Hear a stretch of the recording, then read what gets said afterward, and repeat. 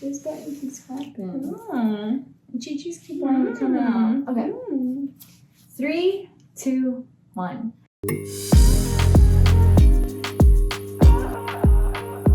Hi everybody, I'm Eden. And I'm Jay. And welcome to our YouTube channel. If you haven't yet, subscribe. And also don't forget to hit the little bell to stay up to date on all of our latest videos like this one. Follow us on Instagram, EdenxJay. And thank you for watching. This is part 2 of our coming out stories. Originally supposed to be all one, not There's 2 parts. There's no way we could fit that all in one video. So too much gayness in one part video. 1, part 2. This is part 2.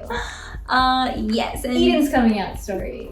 That part. So my coming out story, I kind of want to do a little differently. I came out when I was a bit older, but I figured I would really love to use this opportunity as a jumping point to give advice instead of kind of just this was my experience and my one size fits all. I kind of want to talk about more maybe what I've learned and what, you know, how my coming out experience made me grow. Also, how you would do it differently. If I had the opportunity to come out all over again, like right now, so nervous already. To do it all over again, you know, what would I do differently? And I think just to kind of jump right in and start back at the beginning, I came out when I was in my early to mid 20s. Much different than mine. Yes, in your teens, little baby gay. I think, well, I grew up in Northern California in a smaller town where there wasn't a huge gay population.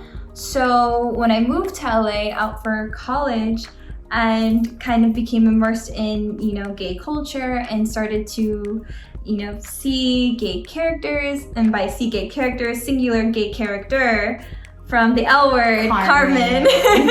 All of our crushes. Who's a very femme, like Latina gay person who I was just like, man, I am in love with this person. So it's like making me feel certain things. And at the time I knew that there was some urges happening, but I couldn't quite define it. For me, it was like trying to imagine the iPhone before it was invented. It was just like impossible to imagine me being gay, but I knew that there was something there.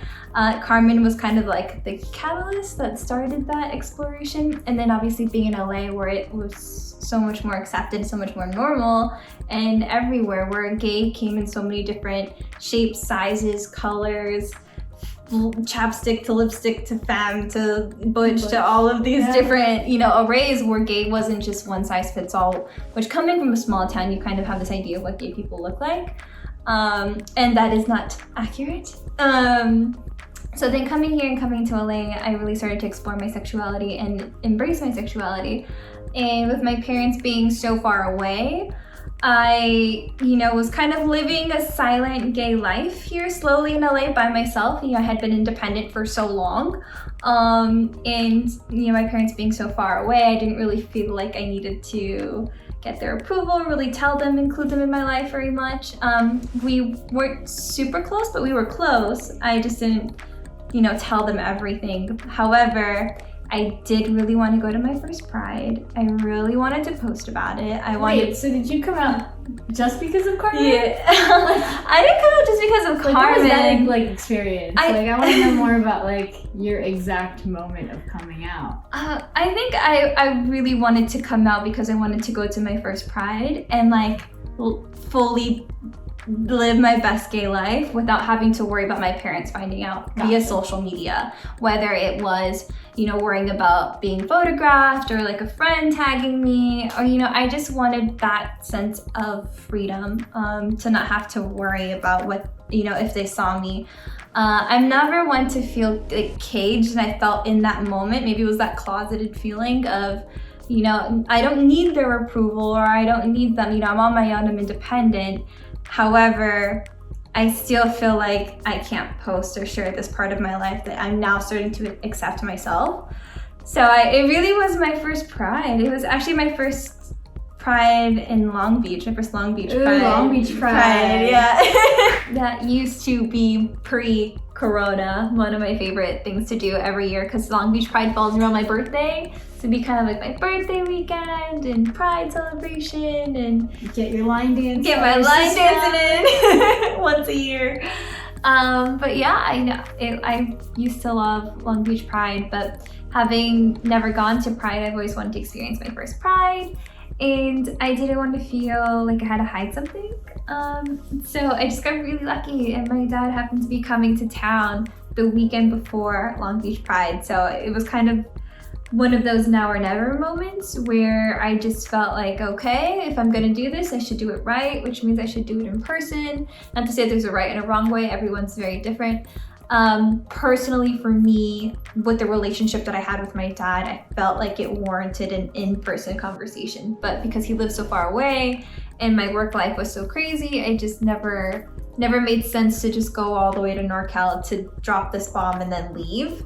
Like, yeah. So I would rather I just drop this bomb while he's here and then he leave, because I'm still like in my element in Los Angeles and stuff like that.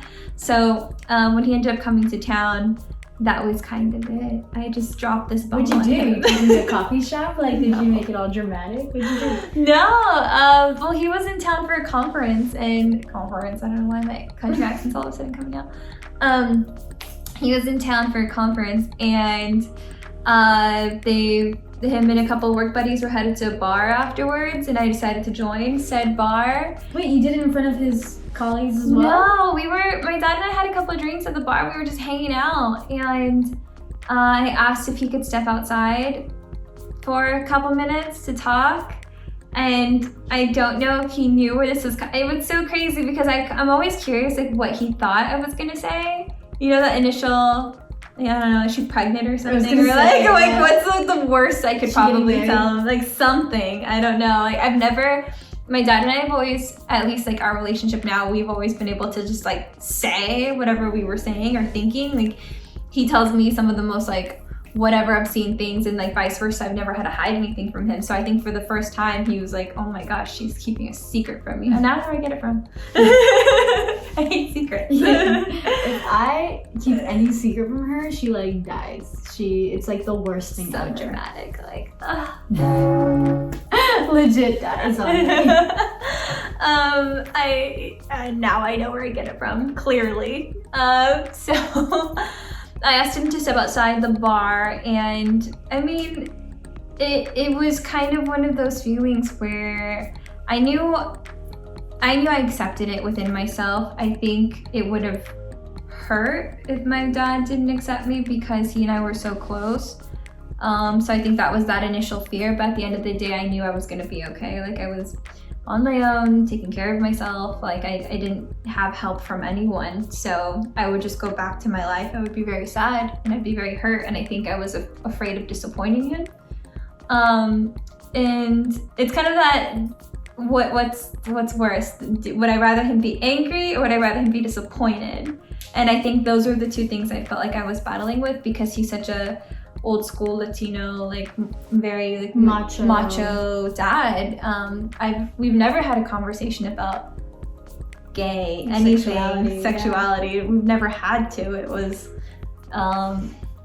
It just never came up. We talked about sex, like we've talked about everything, but sexuality I think was a completely different ballgame. So when I was coming out to him, and I'm very, very direct. I like to just say it how it is and tell you how I'm feeling, and that is, you do with it what you will. But with my dad, I swear I must have blacked out. It was so intense. It was more of like those hyperventilating cries. Oh my god, I do know that. Your like boogers coming out and you can't breathe, so it was just a lot of like. And I think like every other word, gay. Like girls, gotcha. That was how it sounded actually. It was exactly like that. It was like I wish I could do like follow the bouncing ball. It's like and I'm gay, and gay. Like girls, gotcha. And it was so bad, and I couldn't like hold it together. I told him I was came out as bisexual. I told him I was bisexual, but I told him that at the time I was very much into girls, and it came out in a bunch of pieces, but it came out.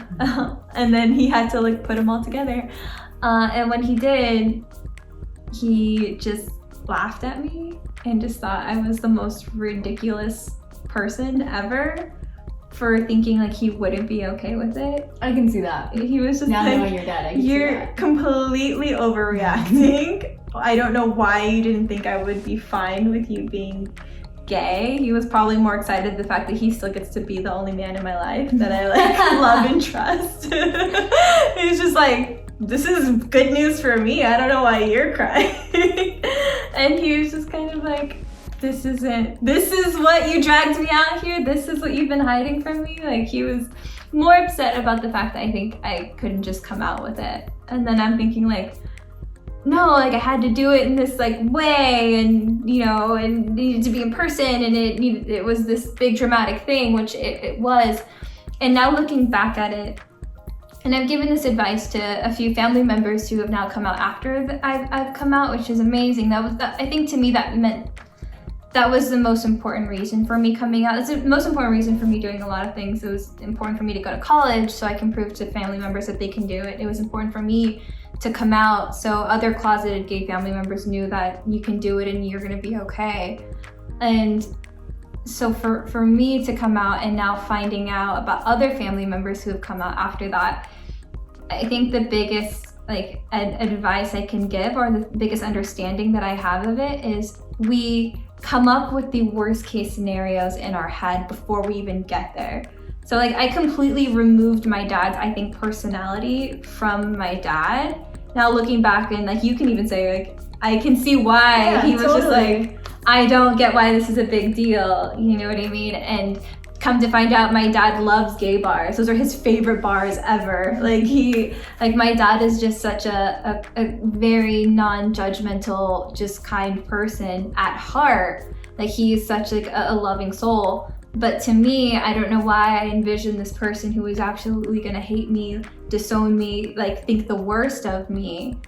And that's not who he is. That might be, I mean, just observing here, that might be kind of your idea or what you create in your head based off of other people's experience and society as a whole. Yeah. Like, I think it can be bad, you know? Oh, most oftentimes, even like with your coming out story, in a very, you know, Hispanic household, it can be bad. It more oftentimes than not, I feel like it is bad. Right.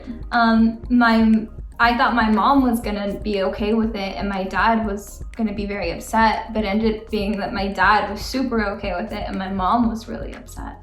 So it was completely flipped, but in my head, you couldn't have paid me enough to say that. Like I was dead set on my dad not being okay, and my mom just like... Wait, so when did you tell your mom, or how did you tell your mom? From the same time? Was it? Definitely before Pride, because I, again, wanted it to get it out, but my mom and I had a very different relationship. So I did... Seriously? My mom and I weren't as close, so I came out to her over the phone. Wow. Yeah. Huge difference. Yeah. And now looking back, I feel like she deserved it being in person. I think I can be very stubborn. I can be very strong, strong-willed and very like, you know, strong-headed. I don't know what there's a word for it. Yeah, no, you're stubborn. I'm very stubborn. So I think I was more afraid of disappointing my dad. And when it came to my mom, because our relationship was so rocky, I really didn't care if she accepted me or not. So I didn't give her the same respect as I did my dad coming out in person. Which now looking back, I feel like if you have the option to do it in person or over the phone, if you can, do it in person. I would suggest do it in person. I think there's still a little bit of, I wish I could do that differently. I wish I'd given her that respect and that time, you know, to have that face-to-face conversation instead of me, you know, coming out to her over the phone. This is what it is. You can accept it or you don't. You know, it's up to you. And if you don't accept it, you're losing out on an amazing kid. And it was very... That's how you delivered it to your mom? Yeah, I didn't want to... This was my thing. I came out and my strategy was, I'm not gonna let anyone make me feel like I don't deserve to live the life that I want, or make me... There's one thing I can't I very much dislike is when people tell me what I am and what I'm not. And so for someone to tell me that I'm either not a good person, or I'm not gay, or I'm not any of these things, I immediately try to shut that down. So when my mom started to stop being not being as supportive with it, it was throwing everything kind of back in her face, where no, I am an amazing kid. I've been an incredible daughter to you. I've lived on my own since I've worked since I was 15. I went to college. I graduated with honors. I did all of these great things. I have a great career. I am, on my way, to being successful and all of these things. Why all of a sudden does this make me a bad person? Right. Why does this negate everything I spent my whole life? Why is there so much weight on someone's sexuality, sexual preference? Who I choose to love and want to be with. So it was easier for me to more or less pull up receipts as to why I'm a great daughter and why as a mother you're going to be missing out if you choose to not accept me. And then I think I threw it in her face that I would block her on Facebook, and that was the worst thing I could ever say to her. That was worse than me saying I don't love you. She is obsessed with my social media. She loved following me on Facebook and Instagram, and I told her I would block her if she wasn't okay with it. Young me was very stubborn, very strong-headed, and I think didn't leave room for people to process. And now looking back again, if I can do things differently, I really wish I was a little bit more gentle with my mom. Even though we weren't on the best relationship, we're on the best terms. At the end of the day, before she passed, she was very much okay with me being gay. She, said that she was not only okay with it, but she loved and supported me. And that meant the world to me. And I think the advice that I give to my cousins and my family members, or even people coming out, is just parents can change. Totally. They might be upset in the beginning, and they have every right to be. And I think older me, calmer me, more gentler me. Don't worry, there's still a little porcachilla in there somewhere. But I needed to understand. What I didn't understand then was that parents need time to grieve, and they're gonna react the way that they're gonna react as long as they're not abusive or that's mentally, physically, emotionally. They have every right to be upset for sure, but they have no right to be abusive. And I didn't give my mom the opportunity to be upset.